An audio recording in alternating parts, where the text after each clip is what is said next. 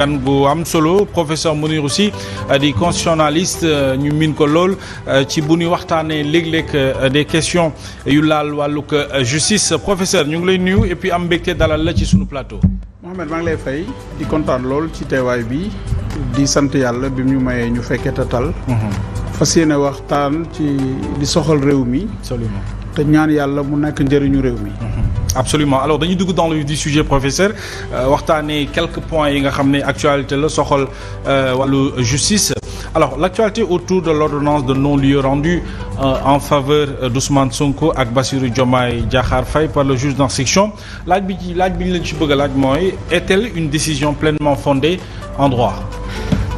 En droit waaw mën nañ ko wax parce que en matière d'amnistie ordonnance de non-lieu conséquence loi amnistie la parce que loi amnistie bu xasee ba dugg en vigueur bu ñuy tuddee rentrée en vigueur maanaam promulgué nañ ko ba mu commencé produire ses effets le procureur de la République peut saisir le juge d'instruction doyen des juges pour mu lever n'est-ce pas lépp lu ñu doon tuumaalee ñi nga xamante ni dañoo defoon lu loi d'amnistie mayee pour baal leen donc bu amulee sax day poser problème. C'est une suite logique. Oui. D'ailleurs du juge d'instruction wu Dakar kese moo ko def yeneen juge d'instruction yi nga xamante ne saisiré nañ leen ci ñenn ñu defoon dara te loi d'amnistie bi yëkkati seen daan ñooñu itam rendre nañu ay ordonnance de non-lieu xëy na nag ku boot bukki xaj mbaw la président Diomaye Faye moo jiite réew mi Ousmane Sonko mooy président Pastef c'est normal ñu wax ci d'autant plus que. donc du ñoom ñaar rek ah. déedéet du ñoom ñaar rek am na ñeneen ñoo xamante ni ci sama gëstu bopp. bokk nañ ci ñi ñu jox seen ordonnance de non-lieu. maintenant li ci coow rek mooy comme moom moo ko siiwal. parce que ñi ci da siiwaluñ ko. c'est ça procureur bi itam siiwalu ko donte ordonnance de non-lieu c'est un acte public. mais lim ko siiwalee moo indi un peu jiixi jaaxa ci boppu nit ñi. par contre jar na taxaw seetlu parce que loi bi leen may. non-lieu bi loi boobu lañ ñu woon baaxul. mooy loi amnistie bi. loi amnistie bi nga xamante ni moom le président de la République Macky Sall jëloon ci décret de projet de loi à travers un décret ñu yóbbu ko Assemblée nationale voté ko. sous l'égide de Benno.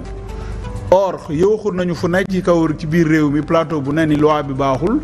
ba pare premier ministre ñëwaat ci bërki démb rek ni comme dañoo indi coow interprété ñàkk a interprété nañu abrogé loi bi ñëpp delluwaat. ñu jugé leen alors que moment bi mu koy wax. moom jotoon na déjà un non-lieu. le 27 janvier. voilà léegi nag conséquence su non-lieu mooy ñu bëri maa ngi dégg ñu naan waaw kon war nañoo mën a xeex pour non-lieu bi ñu dindi ko et tout ça non non-lieu bu xasee ba am. kenn mënatu ko dindi ordonnance de non-lieu si. Oui. mais procureur de la République moo mën. ci 5 jours après ñu notifier ko l'ordonnance de non-lieu. saisir. Le tribunal wax ni moom d'accordul ci loolu juge d'instruction bi def wala doyen des juges. mais xam nañ ni non-lieu bi mi ngi am le 27 janvier 2025 tey ñi ngi ci fin avril tout le monde sait que dépassé nañ 5 jours yi bu yàgg. donc loolu mooy li nga xamante ni droit la. très bien alors ordonnance de non-lieu bi kon su ma la déggee dafay appliqué wu dafay elle s'applique kon ci fait yi nga xam ne moom la amnistie bi visé woon.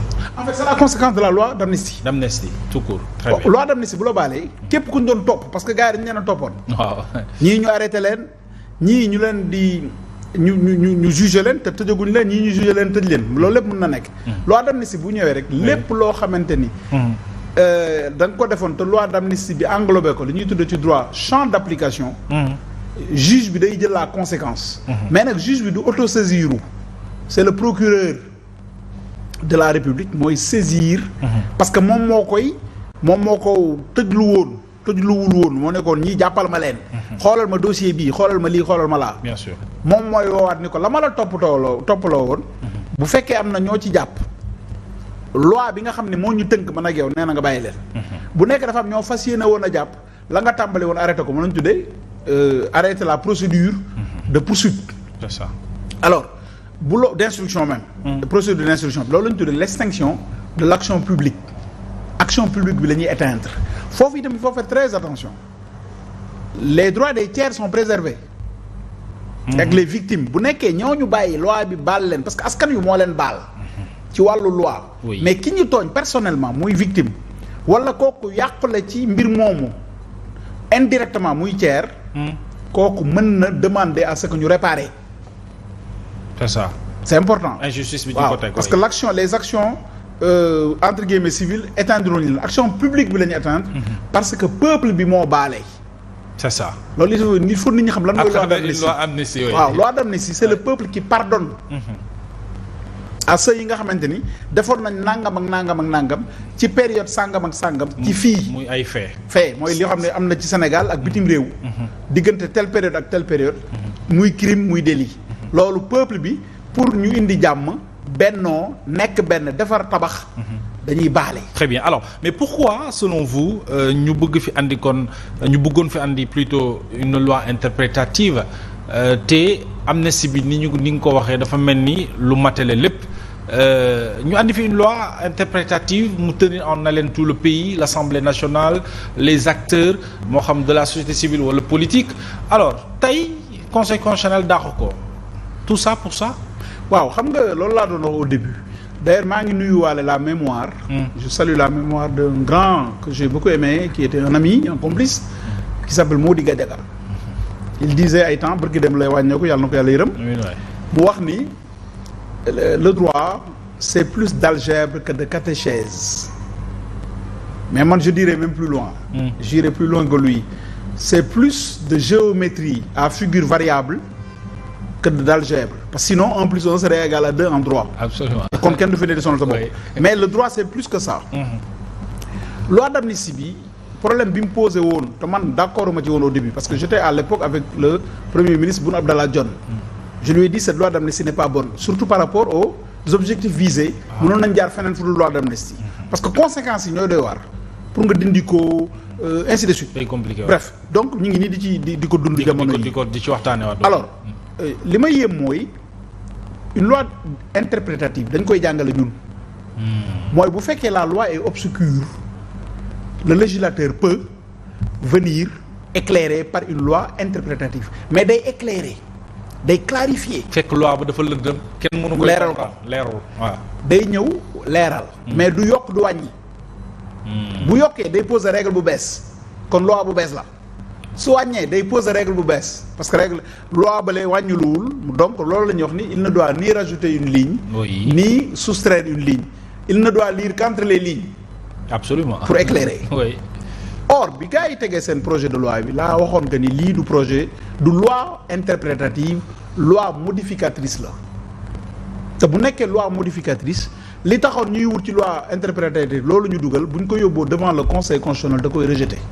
Rien que rek la nature de la loi waxuma sax fond bi mais sur la forme. ñu ni non amul benn norme impérative dañuy ñëw pour leeral champ d'application bi ma ne leeralu leen vous avez rétréci le champ d'application parce que loi bale dafa waxoon que ni te ñoom d'ailleurs ce qui est marrant mooy loolu la ñu wax ni moom la ñu bëgg a def. waaw lii ma nar a wax nii mooy. loi bu 2024 dafa nii amnistie bi day englober crime ak délit bu mu mën a doon pendant la période 2021 2024 2023. bu mu mën a doon képp ku fi defoon. dara loo xamante ne ci wàllu àq ak yelleef la yu jëm ci wàllu politique. moom la ñu tuddee liberté publique ak droit démocratique. oui amnistie bi da lay baal. ñu ni bépp crime mu nga def ko ci Sénégal ak délit wala bitim réew pendant période boobu. waaye nag te loolu moom laay wax xale yi naan ma non Aïssata Tall Sall musul wax loolu Aïssata Tall li ma wax la wax. bépp crime ak bépp délit c'est très vrai. Oui elle l'a dit à l'Assemblée. mais mu teg ci nii. oui torture bokku ci. absolument ñun ñëpp dégg nañ ko les vidéos. foofu laay waxee. oui. donc les infractions imprescriptibles en droit international il faut ñu xam leen. du crime yëpp du délit yëpp. un meurtre peut être amnistié. Un assassinat peut être amnistié mais xam lan lañ dul amnistié. oui.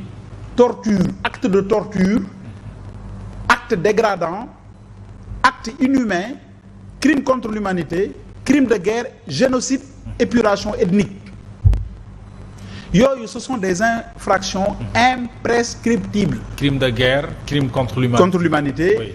Génocide. Absolument. Torture acte inhumain jàpp nit dagg ay noppam dagg bakkanam loqati bëtam yooyu c'est des actes inhumains te loolu ça sera apprécié par le juge qu'on va saisir après ni ko kat kii amnistie bi mënu ko laal parce que ni mu reyee dafa ñaaw. juge bi ne wax ngeen dëgg de il a commis un crime un homicide il a commis un assassinat mais ni mu ko reyee dafa ñaaw te c'est dégradant. kon imprescriptibilité loi bi du ko laal dañ koy juger par force.